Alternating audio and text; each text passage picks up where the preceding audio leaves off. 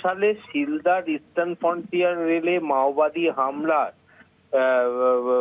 মাওবাদী হামলায় অভিযুক্ত মাও নেতা অর্ণব দামের যে দণ্ডাদেশ স্থগিত করে দিল কলকাতা হাইকোর্ট। পাশাপাশি তার আবেদন ছিল, জামিনের আবেদন তিনি করেছিলেন, সেই আবেদন খারিজ করলো কলকাতা হাইকোর্ট। এই নির্দেশ বিচারপতি অরিজিৎ বন্দ্যোপাধ্যায় এবং বিচারপতি অপূর্ব সিনহা রায়। আদালত তার নির্দেশে উল্লেখ করেছেন যে অর্ণব দামের দণ্ডাদেশ স্থগিত রাখা হলো, কিন্তু জামিনের আবেদন খারিজ করা হলো। আবেদনকারী যেহেতু একজন পিএইচডি গবেষক, তাই কারা কর্তৃপক্ষকে জেলের ভেতরেই থেকেই তাকে গবেষণার কাজ চালিয়ে যাওয়ার জন্য সমস্ত প্রয়োজনীয় এবং যুক্তিযুক্ত সুযোগ সুবিধা প্রদান করতে হবে।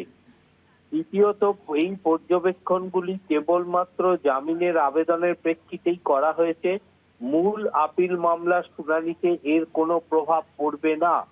এই রায় দিতে গিয়ে বিচারপতিদের পর্যবেক্ষণ, অপরাধের ক্ষেত্রে অপরাধটি অত্যন্ত গুরুতর প্রকৃতির, যেখানে দেশের বিরুদ্ধে যুদ্ধ ঘোষণা এবং 24 জন পুলিশ কর্মীকে হত্যার মতো অভিযোগ রয়েছে।